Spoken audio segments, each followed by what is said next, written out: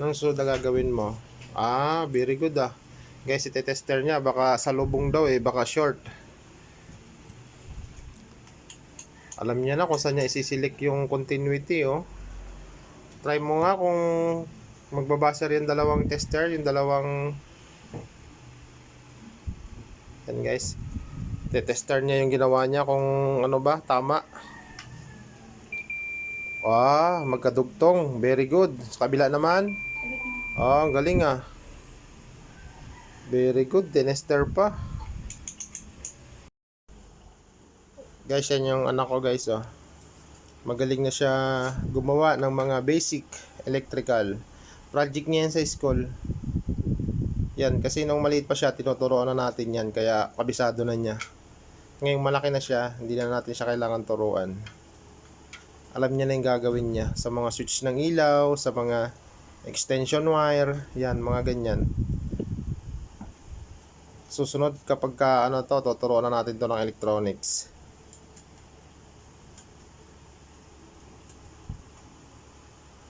Future electrical engineer. Yan, sige, ganyan lang. Maganda kasi kapag kabata pa, nahahasa na.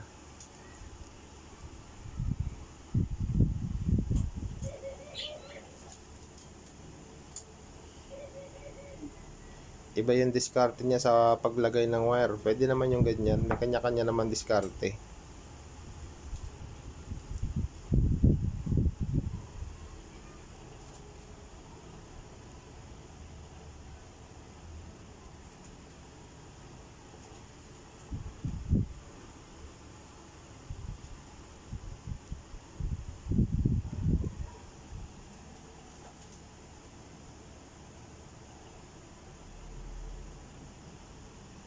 Sige, bahala ka na. Diskarte mo kung paano mo hiwala yung insulation rubber dyan sa copper wire.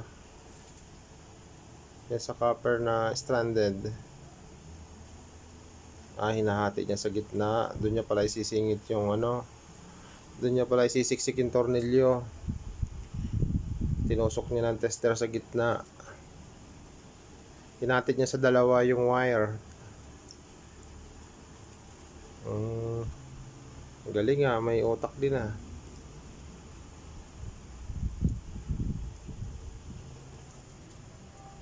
Yan guys oh. Hinatid niya sa gitna yung tapos nilagay niya yung tornilyo doon sa gitna.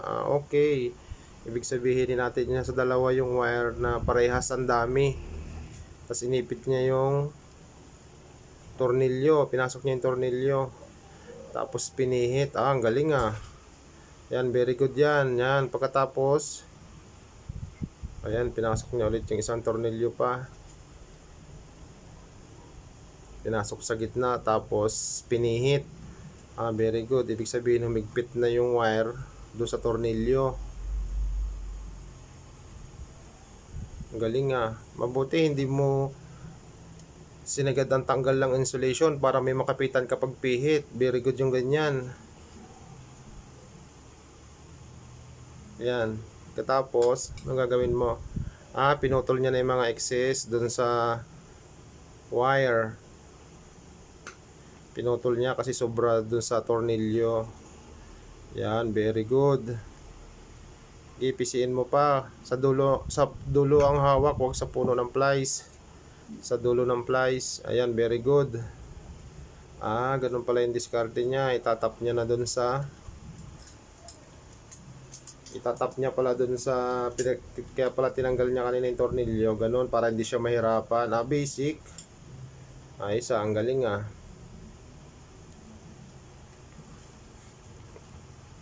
Wala namang polarity yan guys, kahit magkabaligtaran. Walang problema. AC current pa yung dumadaloy. Kapag ka DC na, yan. Meron ng polarity yan. Bawal na tayo magkamali. Bawal na ang baligtaran.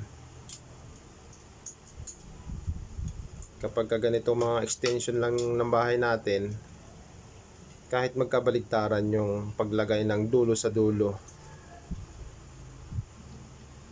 Sige, ikaang mo pa, bukahin mo pa yung ano, kung nahihirapan ka, yan, pahabain mo. Huwag naman yung sobrang haba. Yung sakto lang. Yan. Sayang kung magkakanak pa ako ng lalaki, kaso hindi na eh. Isa lang talaga to. Ating Monica Iha.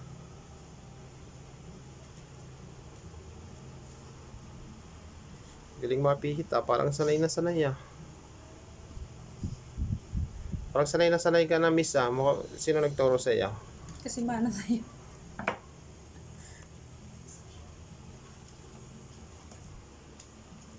Ah, tinakpan na niya. Oh, very good ah. Mamaya testerin mo rin yan ha, kung tama yung ano ha. Baka sa shortage yan, sa lubong. Ah, tama?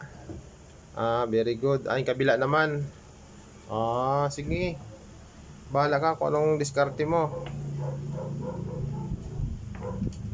Ayan guys, so nakakabit na yung dalawang wire oh. Ayan, bali yung ang ginagawa naman niya ngayon yung plug. Yan, bahala ka na kung anong diskarte. Tapos na yung extension, yung female outlet. Galing umawak ng ano ah, namimilantik na hindi maintindihan ah.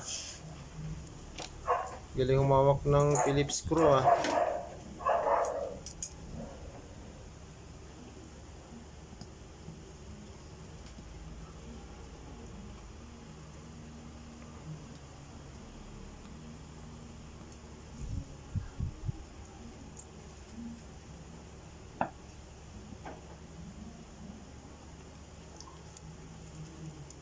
Yan, ganun din katulad sa kanina, wag mong isasagad yung pagtanggal. Sa puno ang hawak, wag yung mapahaba. Ayan, very good.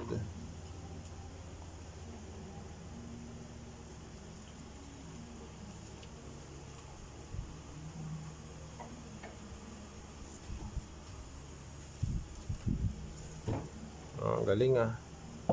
Yan, tama yan, wag mo lahat tatanggalin yung ano, insulation niya.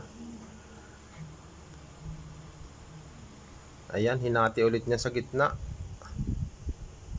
Binuta sa gitna para pagpasukan ng kanyang tornilyo na ilalagay. Gandaan mo ng hati sa gitna, yung pantay na pantay yung taba ng bawat isa.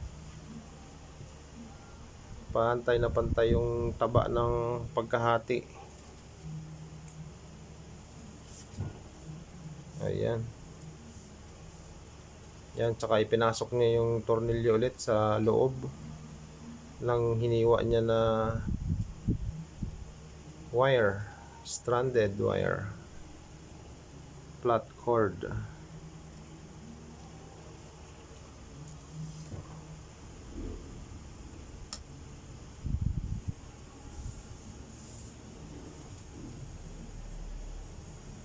Huwag ka magmadali kapag gumagawa ka para maayos mo ng maganda. Take your time. Yan, pihitin mo para humigpit yung wire sa tornilyo. Yan, very good.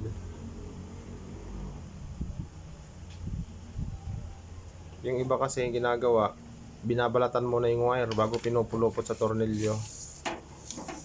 Mas maganda yung ganito guys, na wag mo lahat palalabasin yung insulation wire, tapos hatiin mo sa gitna.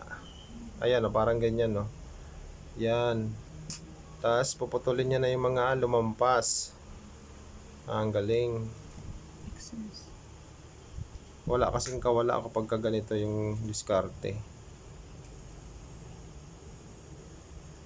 Anak, sa dulo ng plies ang hawak, hindi sa puno. Mahina ang pwersa.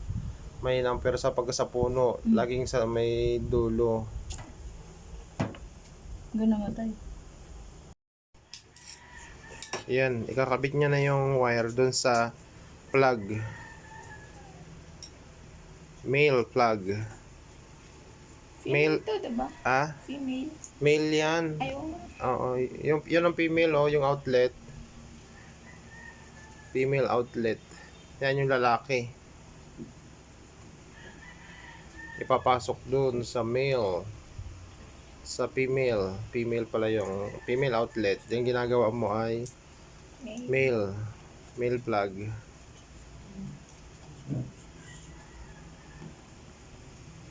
Ayos parang sanay na magpihit Relax lang, huwag ka masyadong magmabilis. Tamang timing na pagpihit. Huwag sobrang tigpit kasi yung wire naman mapuputol or kaya sasabog yung wire na yan o mga ngalat sa kanyang posisyon, mga ngalat kapag sobrang higpit o kaya pag hindi nagkalat mapuputol. Anong susunod na gagawin mo? Very good guys, itetester niya, baka salubong daw baka short. Alam niya na kung saan niya isisilik yung continuity Try mo nga kung magbabasa rin dalawang tester, yung dalawang yan guys. Tester niya yung ginawa niya kung ano ba, tama. Magkadugtong. Very good. Sa kabila naman. Ang galing Very good. Tinester pa.